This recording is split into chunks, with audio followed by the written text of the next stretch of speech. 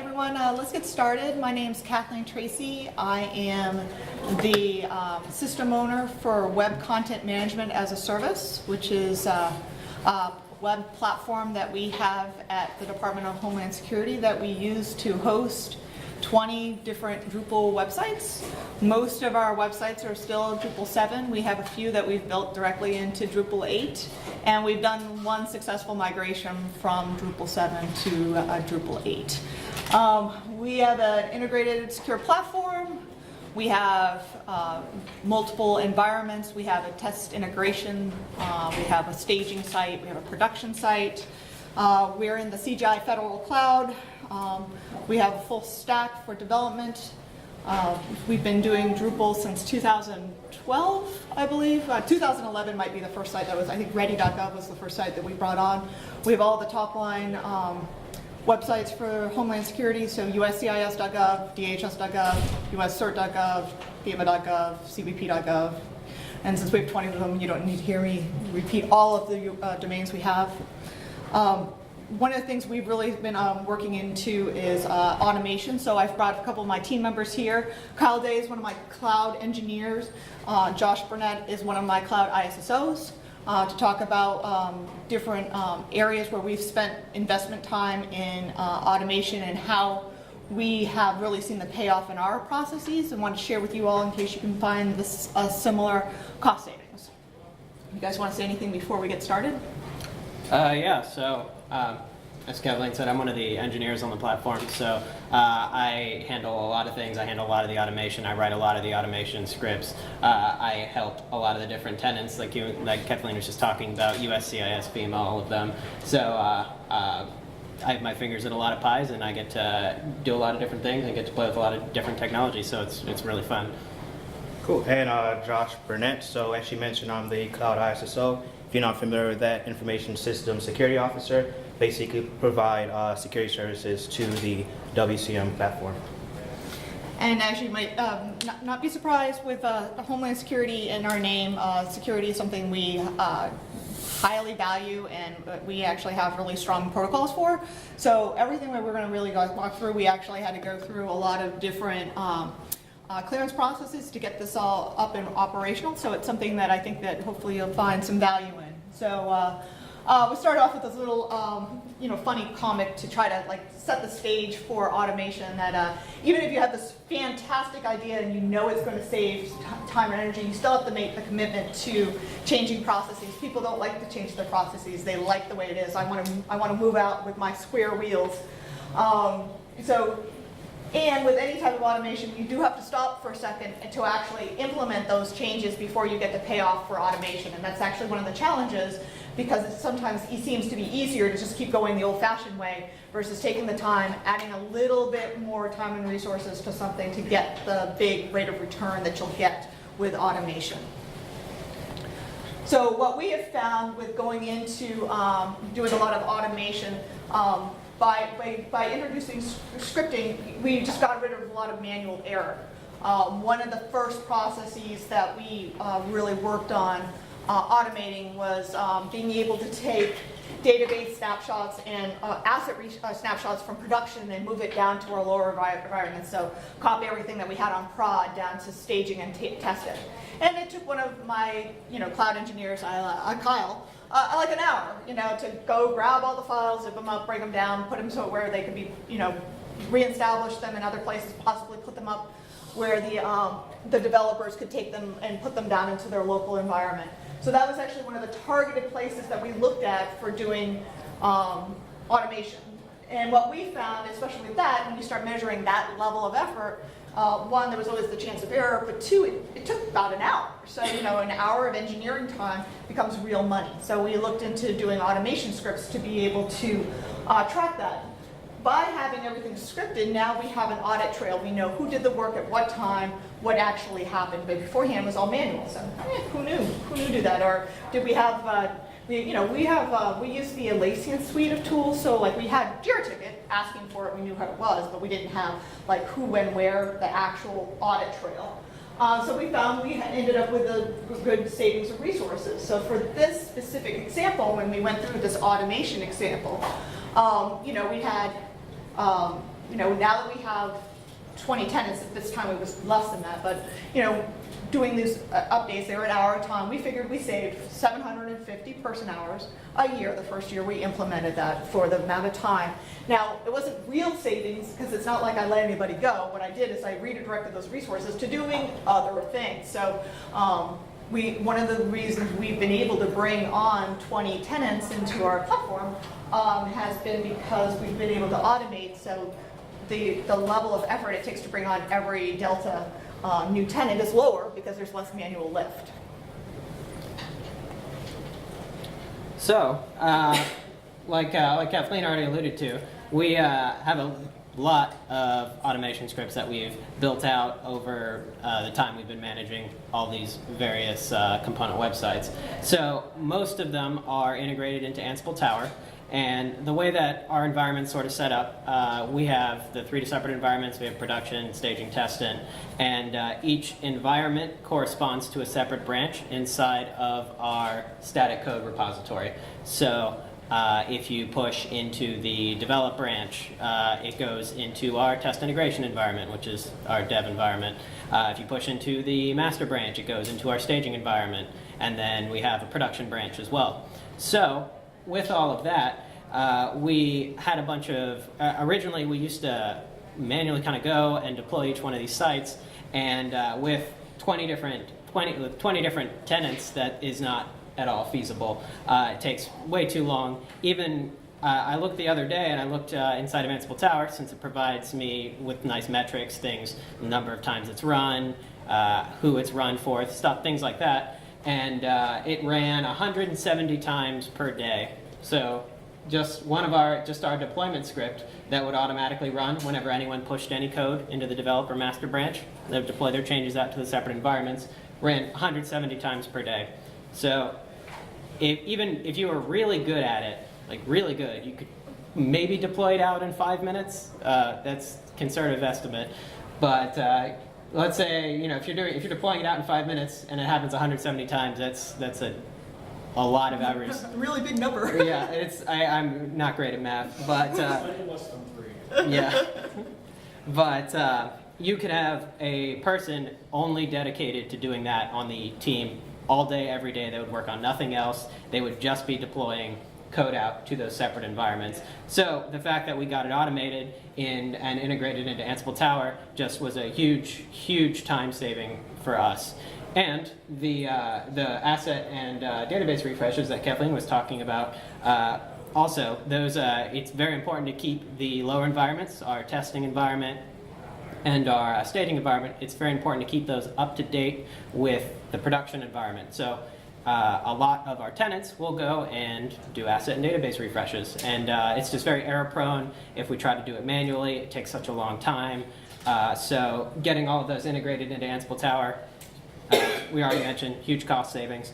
But another great thing that we did is with the recent Drupal 2 and 3 fiascos that happened.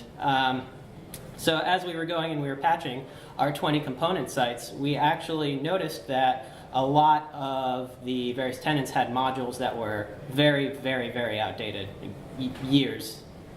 It was crazy. So, we were patching the Drupal vulnerability, but they probably have 20 other vulnerabilities from their modules that haven't been updated in a couple of years. So we implemented a new process so that whenever anyone is deploying to production, we would automatically go in and we would scan all of their Drupal modules and make sure that they didn't have any pending security releases. So we had that all set up inside of Bamboo. Kathleen already mentioned Atlassian Suite. So Bamboo is what we use for our continuous integration. But we had it already set up in there, and whenever anyone would deploy, we just click a button. It'll go through, it'll check their site, check for any pending security releases. If there are any, it'll go ahead and it'll reject the pull request, and it'll tell us, they have outdated modules, fix, please. And if it doesn't, then it would go ahead and it would merge the pull request. So. So I think one important thing to bring up at this stage is just how we have our sites set up in general. We have like a lightweight distribution, Drupal distribution that we use, which we call baseline. And baseline is made up of like 90% of what's in common across the tenant websites. And that's augmented with some modules we have in escrow. And the important distinction is we maintain the security posture of those modules. What we found when we were doing that patching is the stuff that tenants could put in their own tenant repository, because we don't tell anybody that they can or cannot do something. We guide folks to the common baseline, but if folks have a specific need, I'll point out to US Cert, since our US Cert is here, they have the footnote module because they have a lot of notation on specific things on one of the US Cert sites. They're the only site that needs it because they have a business driver for it. So they have a module that's in use of that. We don't maintain it for everybody else. They're the only site on the 20 who uses that module. So it's in their tenant repository.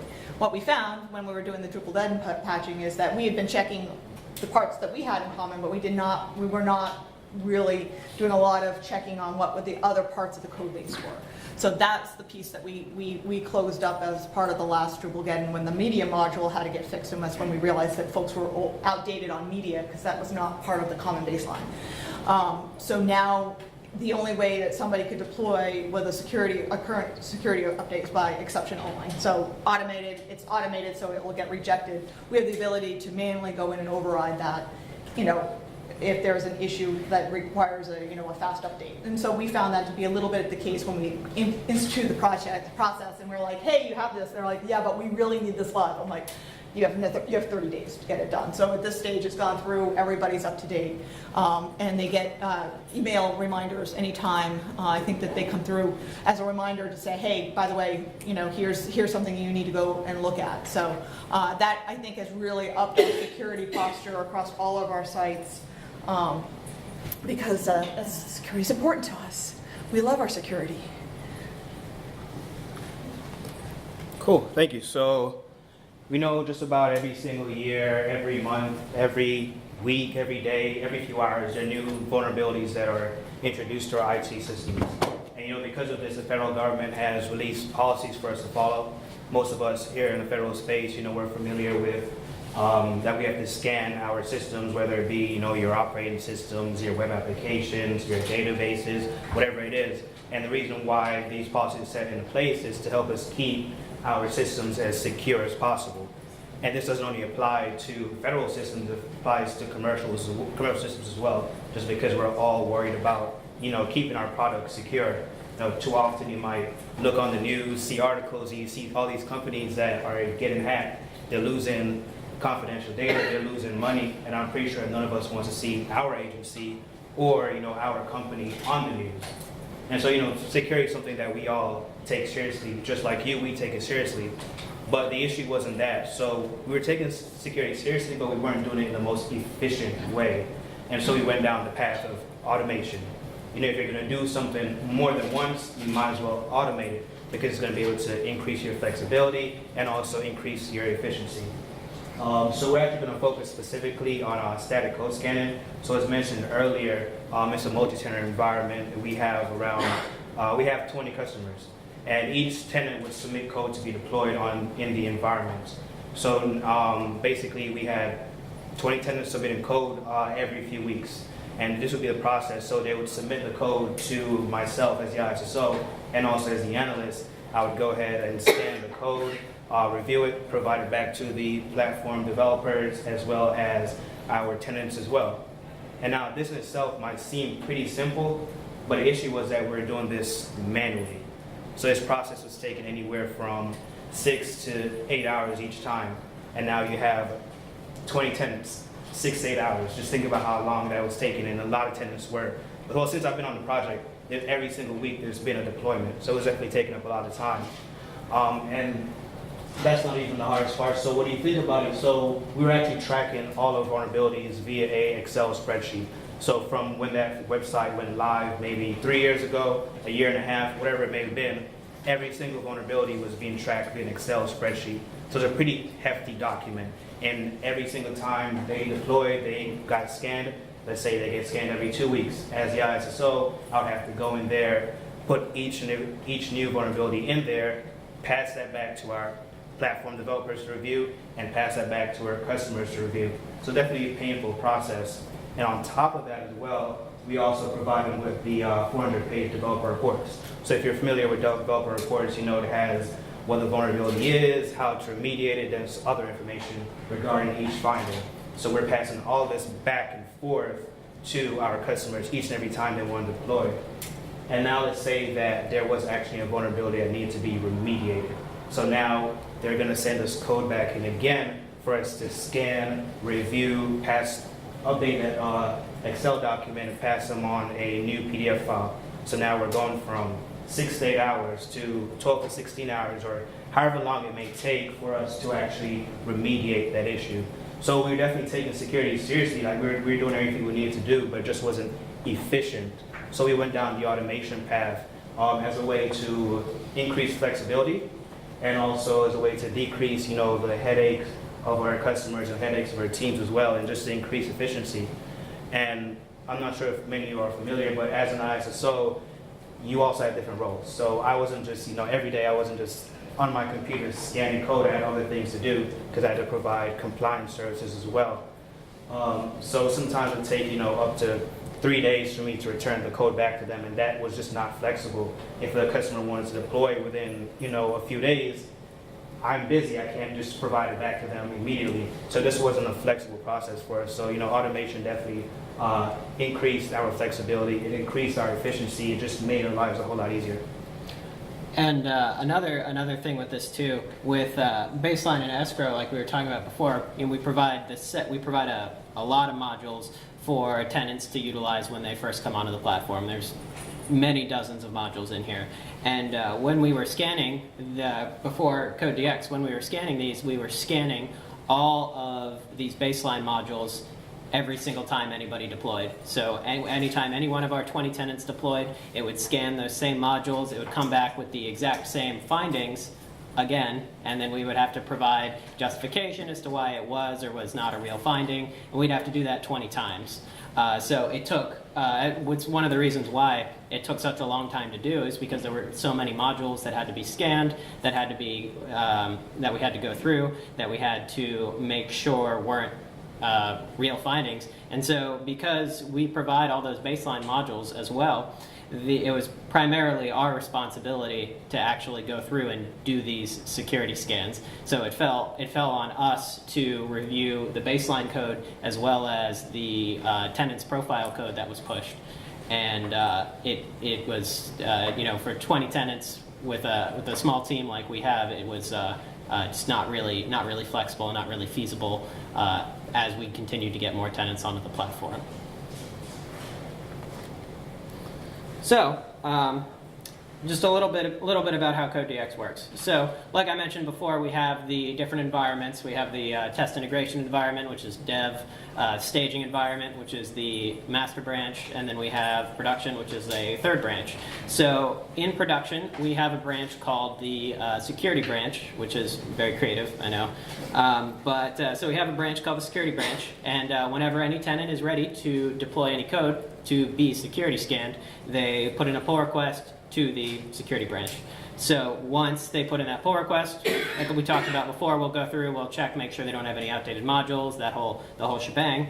And then, assuming everything is good, we'll go ahead and we'll merge their pull request, which will kick off the next step in the process.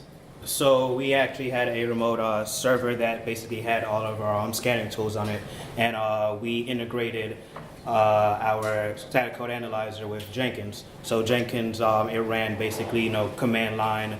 It would automatically check the repo to see when there are changes to the code. So it automatically check it, pull it down, automatically run the scans for us.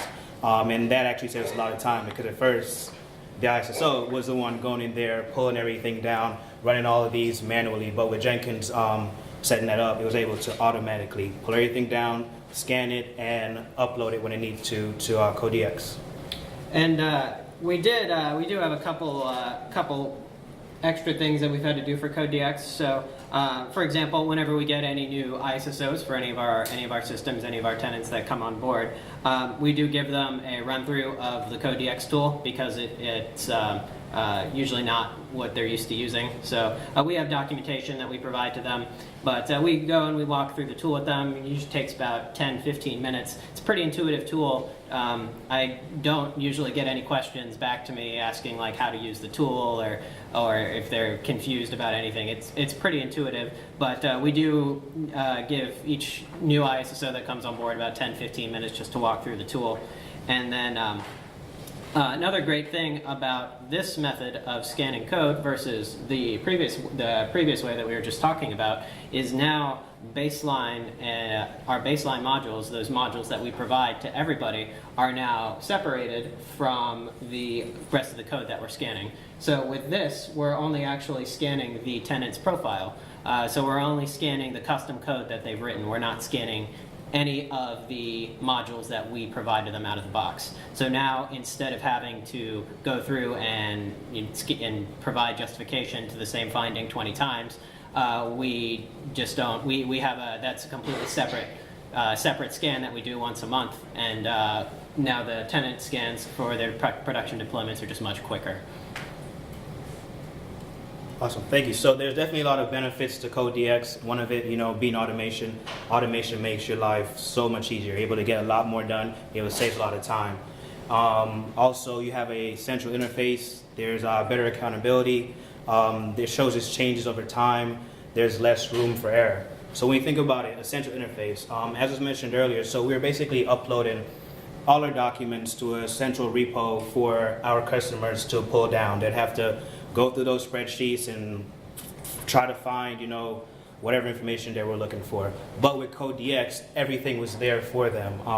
You were given the login. You were able to pull down your findings from, yesterday, from last week, from whenever it was deployed, and you have a central location for you to access everything. You can make reports whenever you need to. You always be able to see what's going on with your system without having to look through a spreadsheet and try to figure it out on your own. Accountability. So accountability is something that's very important when it comes to security. Again, having that spreadsheet, it could have went back from 3 years ago, or maybe a year ago, or a few months ago. Let's say that, Jane Doe said that this finding was a false positive, or this finding needed to be remediated. It would be hard for us to keep track of that. But with CodeDX, you have access to audit trails. You have access to all the comments. So if Jane Doe said this was a false positive a year and a half ago, you can actually go back into CodeDX and see exactly, why she said that. You can just run all the reports from all your false positives, from all your actual vulnerabilities. It just provided a central interface for us to access everything we needed. And having an audit trail is awesome because you know exactly what's going on with your system. And then also showing changes over time. Again, having that Excel document, it was pretty hard to see your security posture over time. If your system's getting better, if it's getting worse. But with CodeDX, you're able to pull those reports in an instant.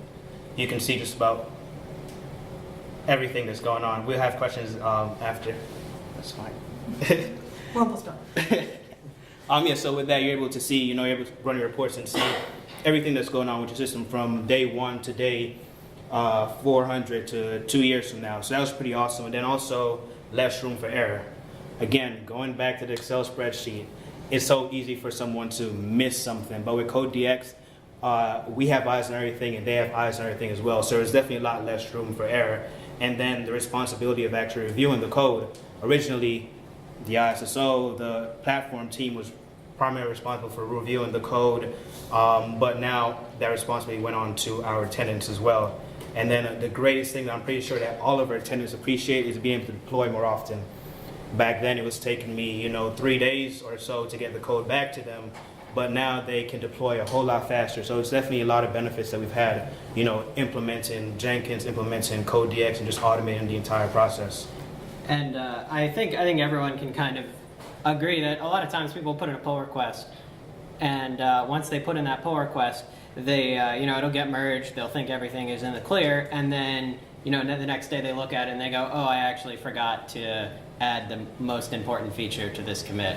So, and then they have to put in another pull request. And so with with the way that we were doing it previously, it wasn't flexible, because at that point Josh would have already spent a day and a half of his time, and we'd have to restart the whole process. So it's a lot more flexible now, because now, since it only takes about 15 or 20 minutes to do a scan of their profile repository versus the few days.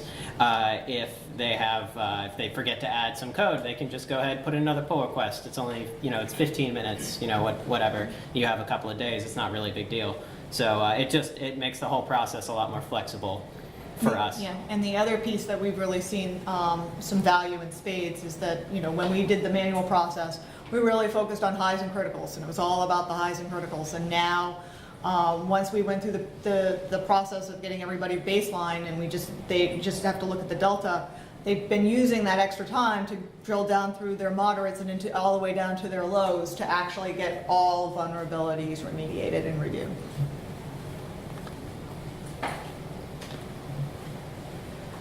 So the amount of time we ended up saving and actually automating the security process has been, I don't know how much time have you had come back to you? Yeah, the big one was really setting ourselves up for more continuous integration.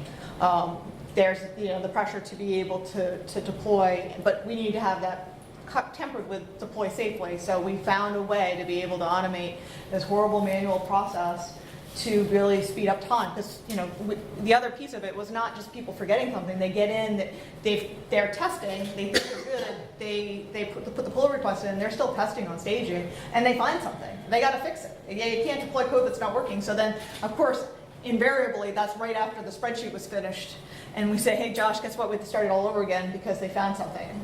Poor Josh. The other piece that goes with that is when there's a critical update to core, not necessarily the Drupal getting pieces, but we require all websites to deploy in 30 days. So that means we get queued up. So when we've done that, when we were doing it the manual process, we were just like, it was true. You went from one scan to another scan to another scan to another scan to get through our backlog. Now we're at a point where we can handle that type of a fast turnaround. In case there is a critical update to core that we need to get everybody through the scanning process quickly. And also, just a side note, it's definitely helped my personal relationship with the security team a lot more, because me and the ISSO definitely had more than one tense conversation when we were just getting scan after scan after scan after scan. So now our relationship is great. But. Awesome. So now opening up questions. Awesome. We'll just go through the room. So I see that you've got a couple CI tools. You have Bamboo and then Jenkins. What made you decide to go with Jenkins CodeDX versus maybe some other plugin for Bamboo or some other tool? So it's the way that the environments are set up. So the security team has their own set of servers, and the scanning tools that they use for static code analysis were not on our servers. So rather than go through the trouble of getting it connected with Bamboo, we would have to open up all these ports. We'd have to. It was a kind of a nightmare. But they could just install Jenkins on their local environment and just upload the reports to CodeDX like that. Well, in our environment, so with our test integration and our staging environment, all of that is built with the. It's integrated with the Atlassian tools, so Bitbucket, Bamboo, it's all just integrated there. So it's very easy for us to use something like Bamboo in that instance. Gotcha. So you've mentioned you're mostly on Drupal 7 still. You have some things on Drupal 8. You're talking about pull requests. I'm assuming there's custom code that's being written or not. Do you have custom code, or is it all just contrib and you're just basically the site? We have custom code. Okay. I'm sorry, Go ahead. Yeah. Go ahead. Yeah, we have, so the custom code is always written to the profile for whichever the tenant is. So for, we were talking about USCIS. So USCIS has a custom profile called, USCIS, whatever. Yeah, I think it's called But there is custom code. Yes. Yeah, oh yeah, absolutely, and it gets scanned. Yeah. So you're scanning it, but what I'm leaning towards is, how about your automated testing? And so with Drupal 8, you've got PHP unit integrated with it, and you'd be able to get a bunch of the automated testing happening. You maybe are concerned about security, right? So maybe you don't care so much about the automated testing because you don't care whether their application, Yeah. you don't care whether their application works or not, you just care whether there's security vulnerabilities. But if you're integrating all this automated testing, and if you've got stuff that's being triggered on pull request, I think that you would actually see a huge benefit of getting things to Drupal 8 because now you've got a PHP unit built in there, and you're going to be able to get the automated testing of their code as well. So when they're doing their pull requests, you can be able to run the suite of automated tests on their stuff. So for road mapping, our next big thing is containerization. That's what we're working on as a platform piece. The decision to actually move to Drupal 8 is a tenant decision. Okay. So we have a Drupal 8 baseline, so we have this whole process for, and multiple tenants are looking, and to do their migrations to go to Drupal 8. Since Drupal 9 doesn't really exist, there isn't a big business driver for each of the tenants so far to really be moving from 7 to 8, since it's not like we have a looming, and we've as part of our platform, we said we always will support 2 versions of Drupal, so Yeah. that's not a problem. So I do know that the other thing we have coming up is the migration to, we're on end of life PHP 5.6, then we got to get that thing done too, so that has to be done before the end of the year, and we then have some additional tools that we can use once we're on PHP 7 for testing, for automated testing. So it's on the roadmap, but it's kind of out. I mean, are you having discussions with your tenants all about this whole notion of, because it sounds like you've got Jenkins, you've got, continuous integration type tools. So Yeah, the discussion with the tenants is automated testing, but one of the things that they have put on us, which with a higher priority, because everything gets prioritized, Yeah. is containerization. So that's where we're putting our efforts. Okay. Can you talk to how you manage the push to production? Because some of our clients require specific time, they will review things ahead of time, even for an innocuous little security. Do you have that situation now for tenants? So Yeah, do you want to go ahead? yeah, typically with the lower environments, with the test integration and the staging, you can push whenever you want. But for production pushes, the actual security branch is locked. So you put in a pull request, and when you put in the pull request, you can't actually merge it. It comes to our team for us to merge it. So they put in the pull request when they're ready. Some of the different teams have different processes that they go through. Some of them have more rigorous testing. Some of them have some not so rigorous testing. But They just tell you in a Jira ticket, hey, we're ready to go. yeah, exactly. Yeah, or they'll put the pull request in and then tag us in it. That's the other. Even better, Yeah, right? through Bitbucket. Yep. Then you schedule, your tools allow you to schedule when that gets deployed and automated back. So we have a CCB, a CM process. So we have to have a CR. Everything has to have a clean security scan. We have to have everything 508 compliant. We have a list of what we've done, the testing procedures, et cetera, et cetera. So what we've been able to do is streamline our processes, but we still stay within the confines of how change management works. So we're going to be reviewing how that works when we go to the cloud, to kind of come up with the bigger moves for when we go into Azure and AWS on how do we do, CM services in the cloud. But for right now, we do have, we open up everything for about a 2-week implementation window. We deploy as early as 5 p.m., mainly because our tenants tend to work early. So most of our, trust me, if something's not going well, I know by 6 a.m. what's not working. Because they all tend to work. The public affairs offices here in the DC area seem to be working early. So when they're, if they're wrapped up and they want to go, because it's at the end of the day, it's their site, and they're telling their people that they have to be out of the system when we're doing the update. So if they want to lock down at 5, I'm cool with that. There's no impact on the platform if we deploy at that time. But we do have a rigorous CM process that we do follow that goes with this. So this is actually an input to part of that. The push to production is still very easy. It's just you have to get it in order to get it approved. Yeah. And it's actually something that our team does. It's not something, we have the tenant teams that are there for testing and evaluation, but our team does the push to production. We have another automation script for that too, in Ansible Tower, that just goes through and deploys them to production. It's very easy, like 5 minutes. We very rarely run into any problems, if ever. So. Any other questions? Sorry.